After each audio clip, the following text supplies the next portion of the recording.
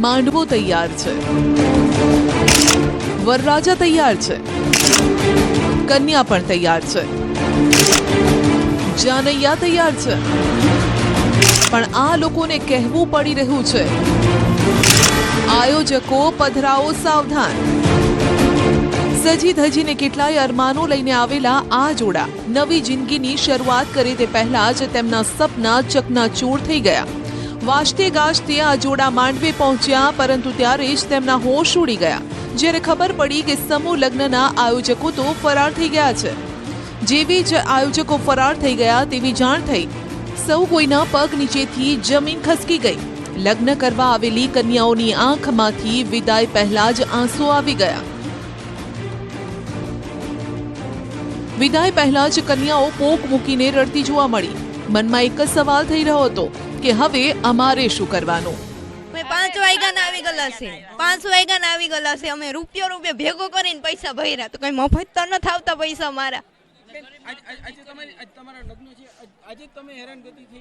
અમે એક નહીં બધી હેરાન છે, બધી કન્યા હેરાન થાય, અમે એક હેરાન નથી થયા. પણ અમે એક તો નથી, બધીના મા બાપ નો હોય, અડધાના મા બાપ હોય, અડધાના મા નો હોય, અડધાના બાપા નો હોય, કોઈના નો હોય તો ઈ કન્યાની શું હાલત થઈ છે? અમારા જેવી જ હાલત થઈ છે ને, રૂપિયા ભેગો કરી કરીને ભરાઈ છે. રાજકોટના માંધાપર ચોકડી નજીક આવેલી એડીબી હોટેલ સામે આવેલા ગ્રાઉન્ડમાં ઋષિવંશી સમાજના નામે 28 સર્વજ્ઞાતીય દીકરીઓના સમૂહ લગ્નનું આયોજન કરવામાં આવ્યું હતું. આ માટે બધા પરિવારો પાસેથી 15 થી 40 હજાર ઉઘરાવી લેવામાં આવ્યા. જો કે લગ્નના દિવસે સવારથી પરિવારો આવ્યા, પરંતુ કોઈ આયોજકો હાજર જ ન હતા. જ્યારે માંડવે પહોંચ્યા ત્યારે આખો સીન જ અલગ હતો. દૂર દૂરથી આવેલા આ જોડાઓને આયોજકોના પાપે રસ્તે રઝળવાનો વારો આવ્યો.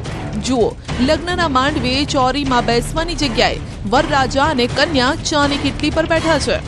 આજે રાજકોટમાં જે સમૂહ લગ્નનું આયોજન કરવામાં આવ્યું હતું, ત્યાં જે 28 જેટલા યુગલો છે તે લગ્ન ગ્રંથિથી જોડાવાના હતા. પરંતુ અત્યારે શું હાલ છે તે જોઈ શકો છો. આ નેશનલ હાઈવે ઉપર વરરાજા અને વરવધુ બેસવા માટે મજબૂર બની રહ્યા છે. આવા તડકાના તેઓ હેરાન થઈ રહ્યા છે. કેટલી તકલીફ આ જે છે તેઓ ભોગવી રહ્યા છે. આ મોરબી હાઈવે છે, અહીંયા અનેક વાહનો જે આવતા જતા હોય છે. જોકે ક્યાંક ને ક્યાંક હજી અહીંયા કોઈ વ્યવસ્થા નથી. આ વ્યવસ્થાના અભાવે આ યુગલ છે, નવયુગલ, એના જીવનના સૌથી મહત્વના દિવસે હેરાનગતિ ભોગવવાનો વારો આવ્યો છે. આ પરિવારોમાં કેટલાય દિવસોથી લગ્નની તૈયારીઓ ચાલી રહી હતી. વર કન્યાએ જ નહીં, તેમના માવતર આ શુભ દિવસની રાહ જોઈ રહ્યા હતા. એક તરફ લગ્નનું મુહૂર્ત વીતી રહ્યું હતું, પરંતુ લગ્ન મંડપમાં કોઈ તૈયારી ન હતી. આ યુગલો લગ્નના 7 ફેરા ફરે તે પહેલા જ સમૂહ લગ્ન વિવાદના 7 ફેરામાં સપડાઈ ગયા. આયોજકોએ જાણે આ લોકો સાથે રમત રમી નાખી. પરિસ્થિતિ એ છે કે અમે હજી પહોંચ્યા છીએ અને છે નહીં કોઈ આયોજકને ફોન કરીએ છીએ અને વ્યસ્ત આવે છે. અને આજુબાજુ બધા એમ કહે છે કે કોઈ છે નહીં, અત્યારે આયોજક વયા ગયા છે, એવું વાત ફેલાય છે. હકીકત શું છે એ ખબર નથી. જુનાગઢથી આવે છે, અત્યારે બધા માણસો 25 જાન જેટલી આવી છે. બધા હેરાન પરેશાન છે અત્યારે. બધા 100 કિલોમીટર કાપીને આવ્યા, અહીંયા આવ્યું તો કાંઈ લગન બગન બધું કેન્સલ. ઈ લોકો ફ્રોડ કરીને વયા ગયા. એને લોકોને એવું લાગે છે કે લગન એટલે કાંઈ રમત છે. અમે માતાજીનો મીંઢોર બાંધીને બેઠા છે, અમે ફેરા ફરવાના હોય. આવી રીતે માંડવા ખોલેલા અમે આવ્યા હોય, પૈણાનો હોય ને એમને જાય તો અમારી ઇજ્જત શું રે? મહેમાન આવી ગયા હોય, એટલો ખર્ચો કર્યો, ઈ લોકો 30,000 હડપીને વયા ગયા, એટલે શું? ઈ કાંઈ લગન ને કાંઈ રમત સમજે હે? તકલીફ તો પડે. લોન લઈ લઈને અમે આ બધું કર્યું હોય કે થઈ જશે, પણ આ બધું ગયું. અમારે પૈસા કેટલા લાખ 1.5 લાખ સુધી ખર્ચો ગયો હોય. અમે લોન લઈ લઈને આ બધું કર્યું હોય. લગ્ન સ્થળે વાજતે ગાજતે જાન લઈને આવ્યા હતા. કોઈ બસમાં તો કોઈ સ્થિતિ મુજબ જે સાધન મળ્યું તે લઈને લગ્ન સ્થળે પહોંચ્યું. પણ જ્યારે લગ્ન સ્થળે પહોંચ્યા તો તેમનો આ હરખ પળવારમાં ચિંતામાં ફેરવાઈ ગયો. જાનૈયાઓ લગ્ન સ્થળે આવ્યા ત્યારે ત્યાં કોઈ હાજર જ ન હતું. બધા એકબીજાના મોઢા જોતા રહી ગયા. આયોજકોને શોધી રહ્યા હતા, પરંતુ તેમનો કોઈ અતોપતો ન હતો. લગ્નની કોઈ વ્યવસ્થા ન હોવાથી હવે 28 યુગલોના લગ્ન કેવી રીતે થશે તે ચિંતા પરિવારોને સતાવી રહી છે. 1,60,000 રૂપિયો અને વયા લઈ બરોબર. અને મારો દીકરો ને આવો અહીંયા ઊભા છે આવી રીતે બરોબર. તો હવે સહાય કોણ લે અમને? આ કેવી તકલીફ પડે? હાઈવે ઉપર બેસવું પડ્યું. હા, અમારે ગામ કેટલું આખું થાય? અમારે 170 કિલોમીટર જામનગર. કોઈ જાતની વ્યવસ્થા નથી લગ્નમાં, નથી પાણી પીવાનું, નથી જમવાની, કોઈ જાતની. ને અમે કેવી રીતે ભાઈ લગ્ન કર, કોઈ મોટા મોટા પ્રમુખ નથી, કેવી રીતે અમે અહીંયા પૂગ્યા છું કયો જી? બસ બાંધીને કોઈ ખટારા બાંધીને આવ્યા હોય ને ખોટા આવા ડેકોરેશન કરીને આવ્યા તો અમારી હું અહીંયા કેવી રીતે કઈના હવારના ભૂખ્યા હોય, અમે ભૂખ્યા હોય, કન્યાદાન કરવી હોય. અમે લગ્નની કપડા લીધા, અમારે કાલ 100 માણા. પોસ્ટરમાં દેખાતા આ આયોજકો ચંદ્રેશ છત્રોલા, દિલીપ ગોહેલ, દીપક હિરાણીએ સમૂહ લગ્નનું આયોજન કર્યું હતું. 2 મહિનાથી લગ્નની તૈયારી ચાલતી હતી. આયોજકોએ લગ્નોત્સવની કંકોત્રીમાં દુનિયાભરનો દેખાડો પણ કર્યો. વર પક્ષ કન્યા પક્ષ તરફથી ફોર્મ ભરાવી રૂપિયા ઉઘરાવ્યા. લગ્ન ગીતોના સૂરો રેલાવતા લગ્ન કરાવી દેવાનો દાવો પણ કર્યો. ભજન અને સંતવાણીનું આયોજન પણ કરવાનું હતું. ખાલી મોટા મંડપ બાંધ્યા અને આયોજકો ફરાર થઈ ગયા. લગ્નમાં નોંધણી કરાવનારા લોકોમાં પણ હવે રોષ જોવા મળ્યો છે. આ કન્યા પક્ષવાળા છે લોકો, કન્યા પક્ષવાળાએ જો અમને આ કંકોત્રી પણ મોકલાવી છે અને કીધું હતું કે આપણે આમાં ફોર્મ ભરી દઈ તો આપણે આટલો કરિયાવર મળશે અને આટલા રૂપિયા આપણે દઈ તો પછી આપણે બધું મળશે અને આપણે લગ્ન થઈ જાય વિધિ પ્રમાણે, વિધિના લેખ લખાઈ જાય. તો અમે એ પ્રમાણે અમે છે ને આમાં ફોર્મ ભર્યું અને અહીંયા અમને કીધું હતું કે 6:30 તમે પહોંચી જાજો, 6 ને માથે એકત્રિત થાય તો તમને એન્ટ્રી નહીં મળે. અને અહીંયા 11 વાગી ગયા છે, કોઈ ઓલાવની જ એન્ટ્રી નથી થઈ. અમે ક્યારના 5 વાગ્યાને બેસી ગયા. રાજકોટના મોરબી રોડ ઉપર સમૂહ લગ્નનું આયોજન હતું અને અનેક પરિવારજનો છે તે અત્યારે રખડી પડ્યા છે. ખાસ કરીને જે રીતના વાત કરવામાં આવે તો આ પરિવારજનો છે તે ભારે હાલાકીનો સામનો કરવો પડ્યો. બેન, શું કહેશો આજે સમૂહ લગ્નનું આયોજન? સમૂહ લગ્નના જો હેરાન કર્યા ને આ બધા ખાતા પીતા વગરના છે. મારા હગા ભાઈના લગ્ન છે, આવો કોઈ ભત્રીજાના છે, ભાઈના છે અને ગરીબ માણસનો 20,000 રૂપિયા લઈને લગ્ન કર્યા છે. આ 2 મહિના છે. અમે 2 મહિના જ્યાં ફોર્મ ભરાવ્યા. મારા દીકરાના લગ્ન છે. અમે લીમાણી સાહેબ ભેસાણના, અમે હો ગામની વાટેથી અમે કેટલા દી જ્યાં હેરાન થતા હોય અને અત્યારે અમારું આ બધું લઈને ફરાર થઈ જાય તો અમારે શું સમજવાનું? અને આવી અમારી નાતની બદનામી થાય તો બીજું કોણ માને? પછી સમૂહ લગ્નમાં બીજી જગ્યાએ કોઈ પણ. અનેક પરિવારો લીલા તોરણ સાથે જાન પરત લઈ જવી પડે તેવી સ્થિતિમાં મુકાયા અને પોલીસ દોડતી થઈ ગઈ. ડીસીપી દ્વારા સૌપ્રથમ આ તમામ લગ્નો સંપન્ન કરાવવા માટેની તૈયારી કરાવવામાં આવી. આ સમયે કેટલાક વરઘોડિયા તો લીલા તોરણે પરત ચાલ્યા ગયા. પોલીસે સ્થિતિને પારખી પોતે જ લગ્ન વિધિ સંપન્ન કરાવવાની જવાબદારી લીધી. જે વરઘોડિયા પરત ગયા હતા તેઓને બોલાવ્યા અને લગ્ન વિધિ શરૂ કરાવાઈ. આમાં કાયદો વ્યવસ્થાની પરિસ્થિતિ સંભાળવાની વાત તો પછી છે, પરંતુ જે કફોડી સ્થિતિમાં કન્યા પક્ષ અને વરપક્ષ મુકાવો છે એને આમાંથી કઈ રીતે આપણે હૈયાધારણ આપીએ અને જે એક લગ્ન લખાઈ જાય એ હંમેશા બંધ ન રહેવા જોઈએ એવું આપણે પહેલેથી માનીએ છીએ.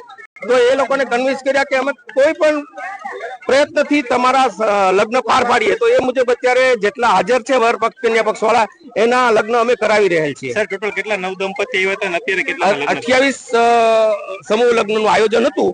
એ પૈકીના 3 અત્યારે થઈ રહ્યા છે. અમુક કંઈક મંદિર તરફ ગયા છે લગ્ન કરવા માટે, તો એને બી અમે ફોન કરીને બોલાવીએ છીએ કે તમે ધારો તો અહીંયા સમૂહ લગ્નમાં જોડાઈ શકો છો. પોલીસે 3 નવ દંપતીના લગ્નની વિધિ કરાવી, જ્યારે કે બીજાને બોલાવવાની તજવીજ હાથ ધરી. હાલ પોલીસે સમૂહ લગ્નના ફરાર આયોજકો સામે ગુનો નોંધવાની તજવીજ હાથ ધરી છે.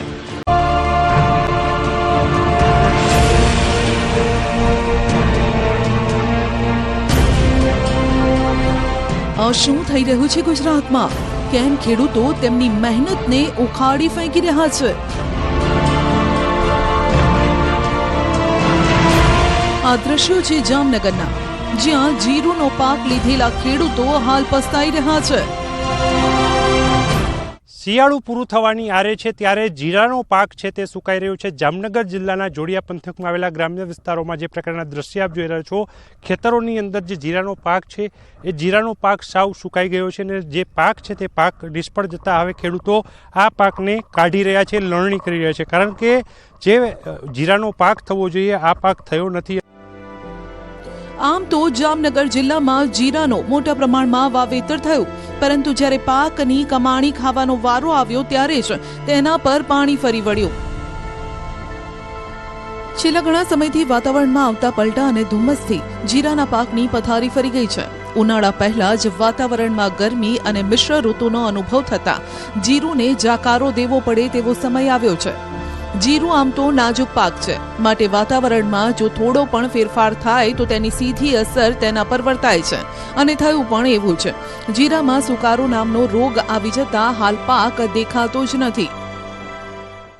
પણ અત્યાર સુધીના જે વાતાવરણમાં ફૂલ ગ્રીનરી અને સ્પષ્ટ બતાવ્યું એવું હતું કે વાતાવરણના હિસાબે કોઈ જાતની નુકસાની નહીં થાય, પણ આ દરિયાકાંઠાના વિસ્તારમાં 7-8 દિવસથી આ સખત ધુમ્મસના મારાના હિસાબે અત્યારે હાલ જીરા, ચણા અને ઘઉં ત્રણ પાકમાં નુકસાની સ્પષ્ટપણે બતાવવા મળે છે. જીરામાં સુકારો આવતા ખેતરમાં 50%થી વધુ નુકસાની છે. મોંઘા દાટ બિયારણ NPK સહિતની દવાનો છંટકાવ કર્યો. વીઘે 5,000નો ખર્ચ કર્યા બાદ ઉપજ ન આવતા ખેડૂતો નિરાશ છે. 12 વીઘા ખેતરમાં જીરુનું વાવેતર કરનાર ખેડૂત અરજણભાઈ નાગપરાએ પણ જીરું વાવ્યા બાદ પસ્તાઈ રહ્યા છે. જમીનને ફૂગના કારણે અને ઉતાર આવવાના કારણે અને ઝાકર અને ધુમ્મર વધારે આવી, ધુમ્મસ, એના કારણે જીરાને નુકસાની ઘણી આવી છે. ઘણા ખેડૂતોએ જીરાની સાથે ઘઉં, ચણાનું પણ વાવેતર કર્યું. તેમાં પણ એ જ હાલ થયા. પાક તૈયાર થવા માટે 3 થી 4 મહિનાનો સમય લાગે છે. તેઓએ રાહ જોઈ અને હવે જ્યારે પાક તૈયાર થવા પર આવ્યો ત્યારે જ સુકાઈ ગયો. માટે કહી શકાય કે કરેલી મહેનત માથે પડી છે. અને આ જ કારણ છે કે ખેડૂતો હવે તેમના પાકને જડમૂળથી ઉખાડી રહ્યા છે. એ ખેડૂત આ પાક છે તે કાઢી રહ્યો છે. પાકની અંદર જે પ્રકારના દ્રશ્યો દેખાડવા માંગીશ કે જે પાક છે તે પાક સાવ બળીને ખાક થઈ ગયું છે. એટલે કે જે જીરું થવું જોઈએ થયું નથી ને આ વખતે ખેડૂતોની મહેનત ઉપર પાણી ફરી વળ્યું છે. કારણ કે શિયાળુ પાકમાં જે જીરું વાવ્યું હતું એ જીરાનો પાક સાવ નિષ્ફળ જતા હવે ખેડૂતો માથે ઓઢીને રોઈ રહ્યા છે. ખેડૂતોના આ હાલ જોઈ કોઈને પણ તેમના પર દયા આવી જાય. ત્યારે તાત પણ હાલ સરકાર સમક્ષ માંગ કરી રહ્યો છે કે આ ખોટમાંથી તેમને કોઈ ઉગારી લો, નહીતર આગામી સિઝન કેવી રીતે લેશે. ઘઉં અને ચણાના વાવેતરમાં પણ નુકસાની બેહી ગઈ છે. એના દાણા ઝીણા પડી ગયા છે અને જે ઉત્પાદન હોય એમાં 50% ઉત્પાદન થાય એવી શક્યતા છે. તો અમે સરકાર પાસે એવી ઈચ્છા કરીએ છીએ કે અમને જો સહાય આપે તો ખેડૂતને કંઈક વળતર મળે. 2024-25માં 4,76,481 હેક્ટરમાં જીરાનું વાવેતર કરાયું. આમ તો દેશમાં સૌથી વધુ જીરું ઉત્પાદન ગુજરાતમાં થાય છે. ગુજરાત રાજ્ય મોખરે છે ને બીજા નંબરે રાજસ્થાન. જોકે ભારતનું 90% જીરાનું ઉત્પાદન માત્ર ગુજરાત અને રાજસ્થાનમાં જ થાય છે. ત્યારે જીરાની નિકાસ કરનાર ભારત સૌથી અગ્રણી દેશ છે. ચીન ભારતનો સૌથી મોટો ખરીદદાર દેશ છે. આ ઉપરાંત બાંગ્લાદેશ, પાકિસ્તાન, ખાડી દેશોમાં પણ જીરાની નિકાસ થાય છે. તો બ્રાઝિલ, US, મેક્સિકો અને યુરોપના દેશોમાં પણ ભારતનું જીરું પ્રખ્યાત છે. પરંતુ આ વખતે જો જીરું જ નહીં પાકે તો પછી નિકાસ પણ નહીં થાય અને ગુજરાતીઓને પણ તે મોંઘું પડશે તે વાત નક્કી છે.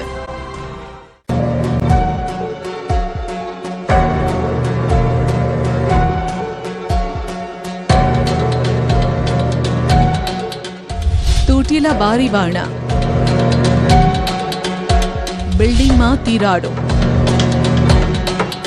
લાઇટ કનેક્શન નથી, પાણીનું કનેક્શન નથી, ધૂળ ખાતું બાથરૂમ, ધૂળ ખાતી આરો સિસ્ટમ. આંગણવાડી કેન્દ્રનો વિકાસ ક્યારે? રાજ્ય સરકાર દ્વારા દરેક ગામોમાં વર્ષ 3 થી 6 વર્ષ સુધીના નાના ભૂલકાઓ ભણતરની સાથે ગણતર કરે તે માટે આંગણવાડી કેન્દ્રો ખોલવામાં આવ્યા છે. આંગણવાડી કેન્દ્રોમાં 3 થી 6 વર્ષના બાળકોને નાસ્તો આપવામાં આવે છે. બાળકોને કુપોષણમાંથી પોષિત કરતી આંગણવાડીઓ જ અત્યારે કુપોષિત બની ગઈ છે. અમારા સંવાદદાતા કિશોર તુવર ધાનેરા તાલુકાના થાવર ગામમાં પહોંચ્યા તો ગામમાં આંગણવાડી કેન્દ્ર નંબર 1ના મકાનના હાલ બેહાલ હતા. આ મકાન બને 12 વર્ષ કરતાં વધુનો સમય થયો, છતાં પણ આજ સુધી આંગણવાડીમાં લાઇટ કનેક્શન નથી પહોંચ્યું. નાના ભૂલકાઓ ઉનાળામાં આંગણવાડીમાં આવવાનું ટાળે છે.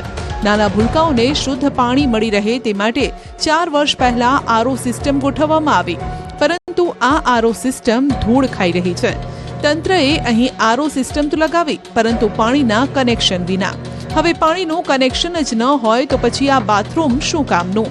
પ્રાથમિક સુવિધા જ ન હોય તો પછી વાલીઓ પોતાના બાળકોને કેમ અહીં મોકલે? અમારા સંવાદદાતાએ આંગણવાડીના સંચાલિકા પાસે આંગણવાડીના આવા હાલ કેમ છે તે જાણવાનો પ્રયત્ન કર્યો. અત્યારે અમે ધાનેરા તાલુકાના થાવર ગામની આંગણવાડી કેન્દ્ર નંબર 1 પર છીએ કે જ્યાં 15 બાળકોનું રજીસ્ટ્રેશન તો છે, પરંતુ વાલીઓ પોતાના બાળકોને આંગણવાડી મોકલતા નથી, કારણ કે આ આંગણવાડીમાં નથી પાણીની સુવિધા કે નથી લાઇટની સુવિધા. છેલ્લા 15 વર્ષથી આ આંગણવાડીનું મકાન બનેલું છે તે પણ ખખડધજ હાલતમાં છે. અત્યારે આંગણવાડી કેન્દ્રના સંચાલિકા આપણી સાથે છે. શું નામ છે બેન તમારું? મારું નામ ગીતાબેન બારોટ. બેન, કેટલા ટાઈમથી આંગણવાડી કેન્દ્ર જે છે તે બનેલું છે? 15-16 વર્ષ થઈ ગયો. શું અંદર તકલીફો પડે છે આમાં? તકલીફ મારે લાઇટ નથી, પાણી નથી. પાણી તો સહેજ નહીં આવ્યું જ નથી. પાણી તો કનેક્શન નથી લીધેલું, એટલે કનેક્શન લીધું હતું પણ અહીંયા પાણી નથી આવ્યું. મારે ત્યાં તો આવતું જ નથી. લોકો વધારે હેરાન થાય છે. તે વાલીઓ એમ કહે છે કે લાઇટ પંખો હોય તો કે મોકલો, બાકી સી રીતે મોકલીએ? નાસ્તો લઈ લઈને જતા રહે છે બાળકો. અહીંયા બાથરૂમ બનાવ્યું છે તે ધૂળ ખાઈ રહ્યું છે. બાથરૂમમાં તો ખાડો નથી, ખાલી બાથરૂમ બનાવ્યું જ છે, બાકી ખાડો નથી.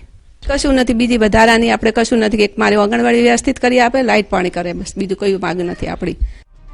આ સરકારી આંગણવાડી કેન્દ્રની અંદર 6 વર્ષની અંદરના બાળકોના માનસિક શારીરિક વિકાસની દેખભાળ કરવાની હોય છે, પરંતુ કેન્દ્રોને લઈ અધિકારીઓની વિચારસરણી બહુ નાની નીકળી છે, જેને આજે તમારી સમક્ષ રજૂ કરવા માટે અમારા સંવાદદાતા કિશોર તુમર રાજસ્થાનને અડીને આવેલા ગામોની આંગણવાડીમાં પહોંચ્યા.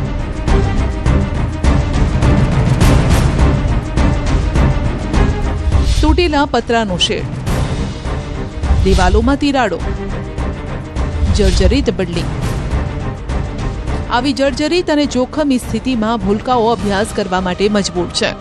આ દ્રશ્ય છે બનાસકાંઠાના ધાનેરા તાલુકાના રાજસ્થાનને અડીને આવેલ જાડી ગામની આંગણવાડી કેન્દ્રના. જાડી આંગણવાડી કેન્દ્ર નંબર 2 ના મકાનની હાલત જર્જરિત છે.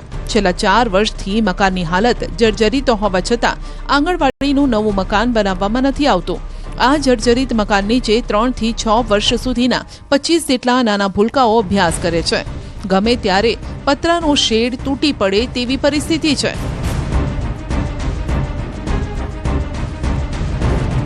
તો મકાનના છતમાંથી પોપડા પણ ખરી રહ્યા છે. નાના ભૂલકાઓને ઈજા પહોંચવાનો ડર પણ છે. આંગણવાડી સંચાલિકા સહિત ગામ લોકો દ્વારા ગામના તલાટી, સરપંચ, તાલુકા વિકાસ અધિકારી સહિત ICDS અધિકારીને વારંવાર રજૂઆત કરી હોવા છતાં આંગણવાડી કેન્દ્ર નવું બનાવવામાં આવતું નથી. 4 વર્ષથી હું આંગણવાડીમાં જોબ કરું છું. 4 વર્ષની આવી આંગણવાડી જર્જરિત છે. એમાં બાળકોને બેસવામાં ખૂબ તકલીફ પડે છે. ઉનાળામાં, ચોમાસામાં એમને ખૂબ તકલીફ. ચોમાસામાં તો આખી આંગણવાડી રૂમ અસરી ભરાઈ જ જાય છે, એટલે બાળકોને બેવામાં ખૂબ તકલીફ પડે છે. એટલે હું સરકારને નમ્ર અપીલ કરું છું કે આ નવી આંગણવાડી બનાવવા માટે. હા, મેં તલાટીને, સરપંચને અને તાલુકામાં મેં જાણ કરી ICDSમાં, પણ મને કોઈ જવાબ મળ્યો નથી. આંગણવાડી કેન્દ્રોની આવી હાલતનો અર્થ એ છે કે નાના ભૂલકાઓને પોષણયુક્ત આહાર ન મળવો. આંગણવાડીની આવી હાલતનો અર્થ એ છે કે આ નાના ભૂલકાઓની વિકાસની છત છીનવી લેવી. માટે જ આવી જર્જરિત આંગણવાડીમાં બાળકોને મોકલતા વાલીઓને ડર લાગી રહ્યો છે. ચોમાસામાં તો પરિસ્થિતિ વધુ વિકટ બની જાય છે. મારે આ ઘણો 4-5 વર્ષથી આ હું જોઈ રહ્યો છું, અને આ છેલ્લા 4 મહિનાથી મારી છોકરીનો મૂકવા આવ્યો હતો. એટલે ચોમાસામાં મેં જોયું કે વરસાદનું પાણી બધું અંદર આવે, અંદર છોકરાને બીજાને બધાને તકલીફ પડે, અંદરનો સામાન બગડી જાય. પછી આ એવું જોયા પછી મેં મારી છોકરીને મૂકવાનું જ બંધ કર્યું. કીધું આગળ આપણે આંગણવાડીમાં નથી ભણાવી હોય, પ્રાઇવેટમાં મૂકશું, સરકારીમાં નથી. આવું ને આવું કામ કેટલા દિવસ ચાલશે? આંગણવાડીમાં પાણી પડે ઉપરથી, આખા પતરા ફૂટેલા છે. પાણીની તકલીફ મોટી છે, અંદર છોકરા બેસી શકતા નથી. પડી જાય તો છોકરાને તકલીફ થાય ને. આંગણવાડી નવી માગીએ. બનાસકાંઠાની આ બેહાલ આંગણવાડી કેન્દ્રોની સ્થિતિ આવી કેમ છે? આ આંગણવાડીઓ વિકાસથી વંચિત છે. તેનું કારણ જાણવા માટે અમારા સંવાદદાતા ધાનેરા ICDS ઘટકની ઓફિસ પહોંચ્યા. આ ICDS ઓફિસથી તમામ આંગણવાડીઓનું સંચાલન થાય છે. જો કે ICDS ઓફિસમાં પણ RO સિસ્ટમ આંગણવાડી કેન્દ્રોની જેમ ધૂળ ખાતી જોવા મળી. ઓફિસમાં નાના ભૂલકાઓને આપવામાં આવતા કેટલાય પુસ્તકો પણ ધૂળ ખાઈ રહ્યા છે. જે ઓફિસમાંથી જ આંગણવાડી કેન્દ્રોનું સંચાલન થાય છે, ત્યાં જ આવા હાલ હોય તો આંગણવાડી કેન્દ્રોની સ્થિતિ કેવી રીતે સુધરે? વળી પાછા અધિકારીઓ ફિલ્ડમાં હોવાનો ફોન પર રાગ આલાપે. ફિલ્ડમાં જતી વખતે તેમને શું આ આંગણવાડી કેન્દ્રોની હાલત નહીં દેખાતી હોય? મહત્વનો સવાલ તો એ છે કે 11 વાગ્યાથી અમે અહીંયા છીએ, એક પણ ICDS બેન જે છે તે અહીંયા હાજર નથી. ફોન કરીને પૂછીએ છીએ તો તેમનું કહેવું છે કે અમે ફિલ્ડમાં છીએ.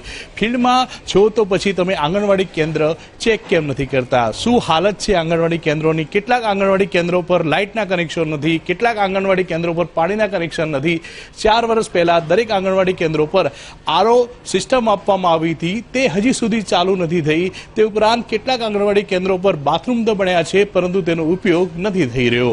અનેક વાર આંગણવાડીની જે બહેનો હોય છે તેમના દ્વારા રજૂઆતો આ જ ઓફિસમાં કરવામાં આવે છે, પરંતુ આ ઓફિસની જે પણ બહેનો છે ICDS ઘટકમાં જે ચાર્જ પર બહેનો છે તેમના દ્વારા કોઈ પણ કાર્યવાહી ન કરવામાં આવતી હોવાના પણ આક્ષેપો લાગી રહ્યા છે.